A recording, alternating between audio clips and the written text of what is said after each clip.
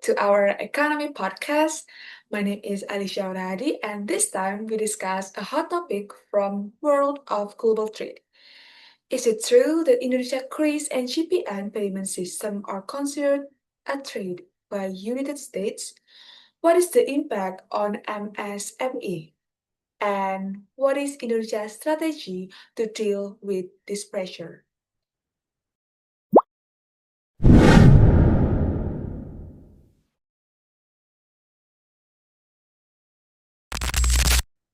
So, Chris, the digital payment system developed by Bank Indonesia is gaining popularity from traditional market to the campuses. People can make transactions simply by scanning a QR code, and BI data show a 163% surge increase transaction by early 2025, with over 55 million active users. However, in Indonesia, US trade negotiation, QRIS and GPN have been criticized. The US complains that these policies were implemented without their involvement. The maximum foreign ownership limit of 20% in this system is seen as hindering the entry of Visa and MasterCard, which have dominated digital transactions.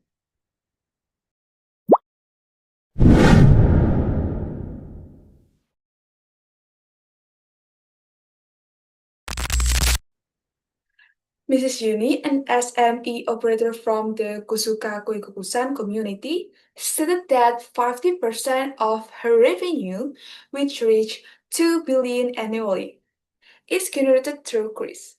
The benefits are significant because no need to prepare change, transactions are fast and directly into the account, and convenient for buyers, especially students who are accustomed to cashless transactions. QRIS is not just a payment tool, but the backbone of SME digitalization.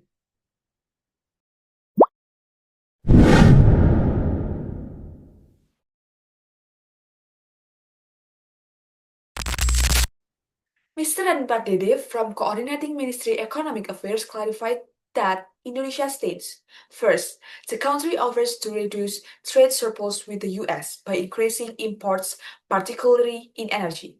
The second one is purpose-based cooperation, such as reviewing oil wells using US technology. And the last one is, but firmly defends national sovereignty and competitiveness in financial services. The US has asked for 60 days to assess the offers. Meanwhile, Indonesia plays it wisely, holding some cards close while preparing any outcome.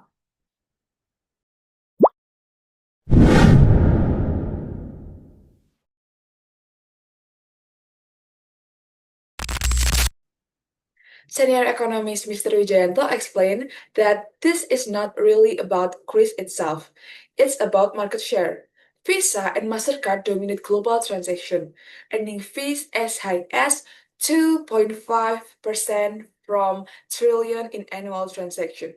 In contrast, QRIS charges 0% for social and SME transaction and only up to 0.7% for others. Even if foreign players could enter Greece, they would lose interest due to the low margins. This makes Greece not a threat, but a brilliant tool for economic independence.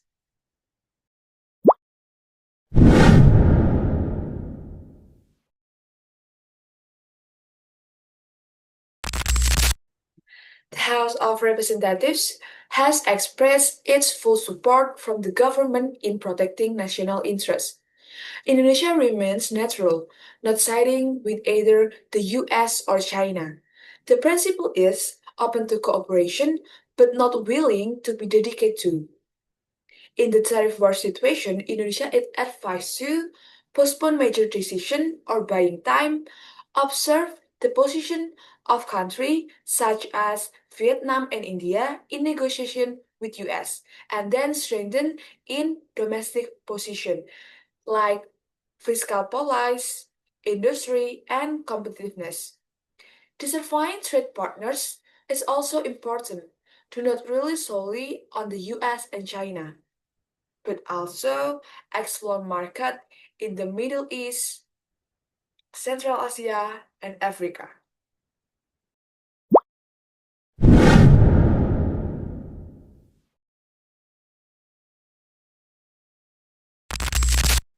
The IMF predicts that Indonesia economic growth will be declined to 4.7%.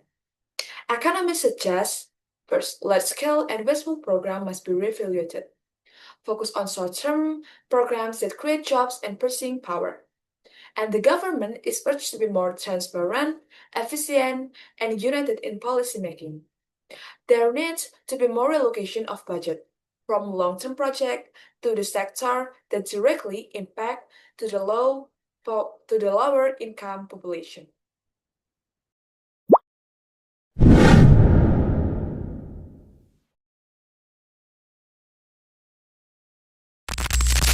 So the world is changing fast, but Indonesia has option. Let this moment be a turning point where we build a stronger, smarter, and independent economy. Negotiations are still ongoing, but one thing is clear. We must stay united, focused, and forward-looking. Thanks for tuning to our economy podcast. Stay sharp, stay informed, and see you in the next episode.